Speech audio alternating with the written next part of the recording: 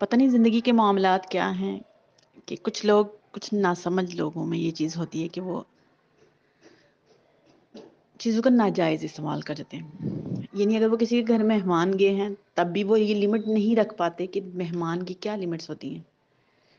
اگر وہ خود میزبان ہے تب بھی وہ لمٹ نہیں رکھ سکتے کہ میزبان کی کیا لمٹس ہیں.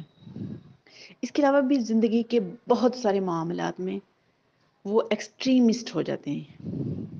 وہ کام کر دیتے ہیں جو ان کی لمٹس نہیں ہیں.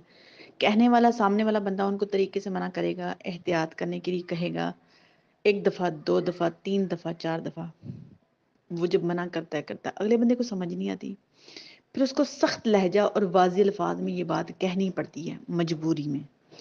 جب وہ مجبوری میں یہ بات کہہ دیتا ہے، سخت الفاظ استعمال کر دیتا ہے یا پھر واضح الفاظ میں کہہ دیتا ہے کہ یہ چیز اس طرح سے نہیں ہو سکتی، یہ اس کو اس طرح سے مینج نہیں کیا جا سکتا، تو پھر الٹا اسی پہ برہم ہونا، اس کو بدتمیز، بد تہذیب، بد اخلاق، برداشت نہیں کرنے والا بندہ اور بہت ساری القابات سے نوازا جاتا ہے. سارے الزامات اس بندے پہ لگائے جا سکتے ہیں، لگائے جاتے ہیں.